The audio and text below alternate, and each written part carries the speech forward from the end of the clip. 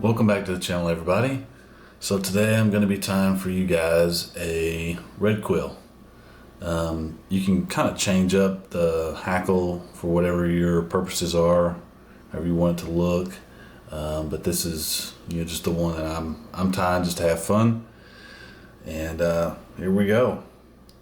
So today is going to be tied on a TMC 100. I've matched the barb down to make sure it's barbless. I'm going to go ahead and start my Magpie Materials 72 denier thread behind the eye, about 1.5 behind the eye. Go to about midpoint on the hook, clip out that tag. And we'll turn this back up to about here. What's that, about 2/3? Something like that. And then I'm going to take myself a wood duck flank feather, and I want one that's got pretty even barring across the top there. So try to get one that's about as flat as possible, that's going to give you enough material to make a wing. And what I'm going to do is I'm going to come to the sides here, and I'm going to kind of take those shorter fibers off and peel them down. I'm going to kind of come to the side here, get to where it starts being flat, and pull those off. It leaves you with something that looks about like this. And then what I'll do is, about the length of the body, I'll come in where that center stem is and trim it out. Just take that center stem right on out, just like that. Then from there, what you do is you stroke those fibers to a point, kind of keep them pinched together, stroke them all the way to a nice point, and that'll end up being our wing.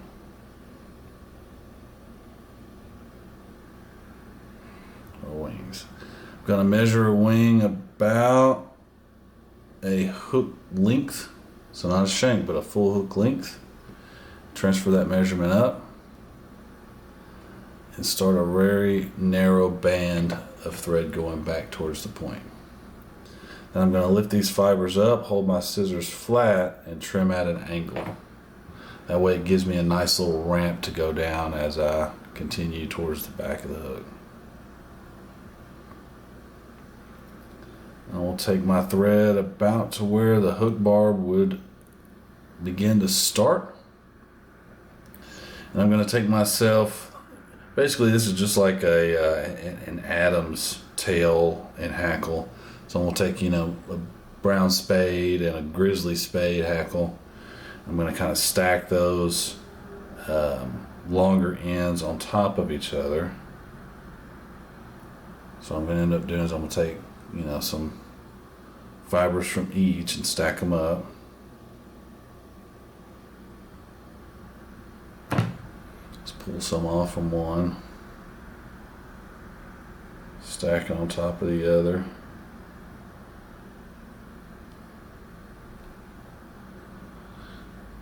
So I got my brown and my Grizzly stacked up. What I end up doing is I kind of roll them together in my fingers to get them evenly dispersed. And then what I'll do is I measure them about the length of a hook. It's more of a Catskill style, so you're gonna have longer tails on it than you would normally.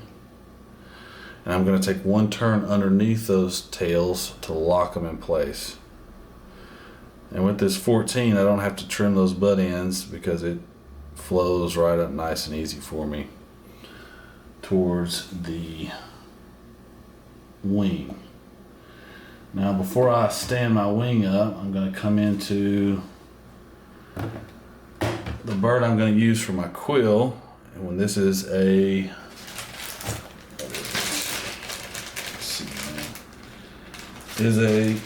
another material from Magpie. It's called a genuine Rhode Island Red. So it's just a rooster neck, but it's called a Rhode Island Red.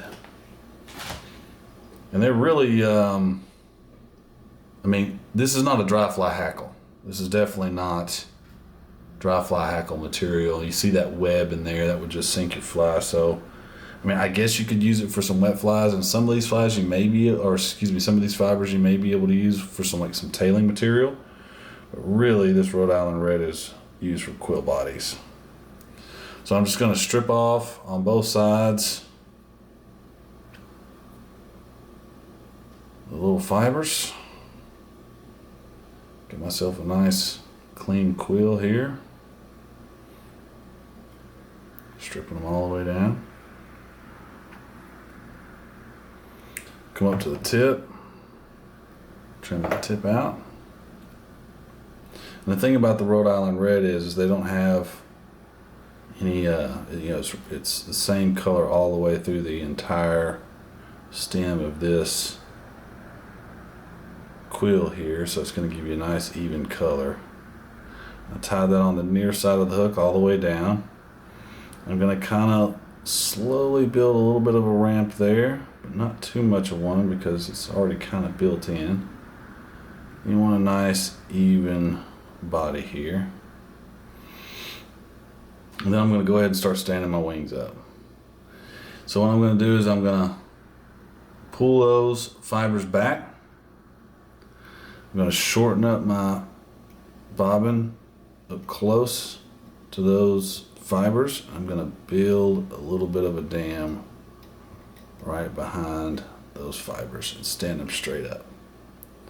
Then from there I'm going to, one with a little bit of feel and a little bit of practice with it, divide those fibers pretty as evenly as I can. And since I got my thread on this back side, I'm gonna make my first 2 crossing wraps over.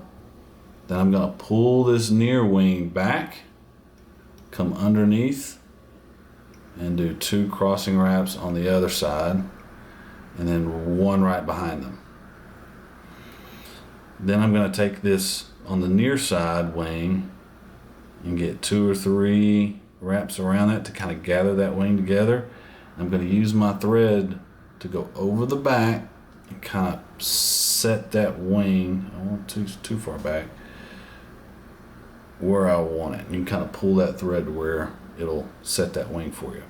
Now on the near side wing, since I've gone over the hook, I'll make a nice wrap just to make sure my thread's not going to go anywhere, and I'll hold the top and I'll make 1 wrap around, 1, 2, and then I'll end with my thread on the other side of the hook and make myself a locking wrap, and that'll set those wings right where you want them.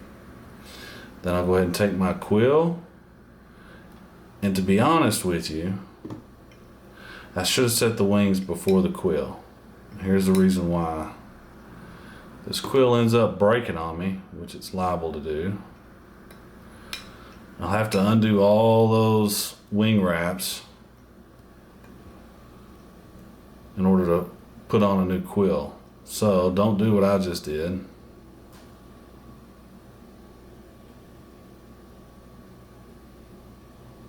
Tie your quill in first. Or excuse me, set your wings first. We'll do a few good tight wraps, and we'll kind of bend that quill and it'll break on me, and then I can come in here, trim it out close. Now what I normally do is I give myself a good 3-turn whip finish right here, and I clip my thread out. Reason why I do that is because I want to try and strengthen this quill up a little bit. So what I'm going to do is I'm going to take myself some Sally Hansen's Hard as Nails, and I'm just going to lightly dab that on over those quills, over that quill. Once I get a nice even wrap, I'm not going to put any more on. That'll give me a nice little sheen to the body, and it will also help strengthen that quill up against teeth or break-in or all kinds of fun stuff.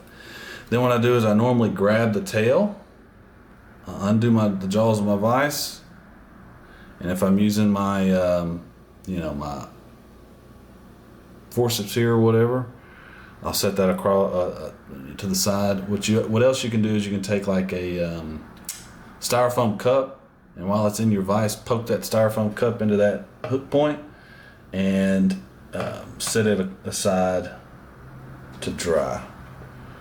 So I'm going to go ahead and pull one out that I've already got going. It's already nice and dry. I'm going to come up right behind the eye where I started it previously and get my thread caught back in. And normally what I do is I'll, whatever sizes I'm tying, is I'll tie them all with their bodies, and then I'll measure out my hackles and then tie all the hackles in and finish off all my flies. So I'm going to take an appropriate sized grizzly hackle and an appropriate sized brown hackle. These are whiting. I'll get these tied in. This is basically just like you would tie an Adams. So I've got the shiny side towards me.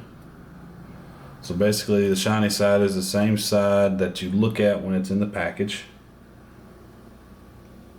Get both of those tied in. Give myself some extra room, some extra bare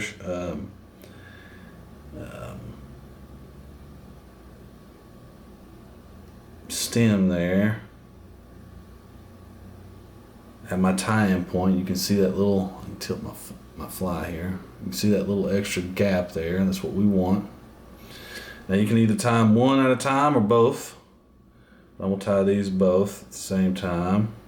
So that's 1, 2, 3. I'm gonna get right behind that wing. I'm gonna peel these wings back. Get 1, 2 in front. So 3 in back, 2 in front. 1. Get these locked in.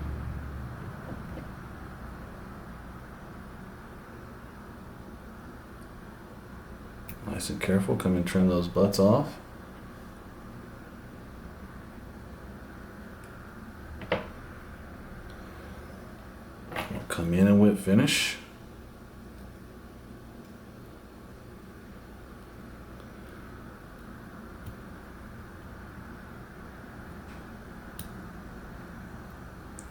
If you'll listen to me. There's one. I'll get one more in.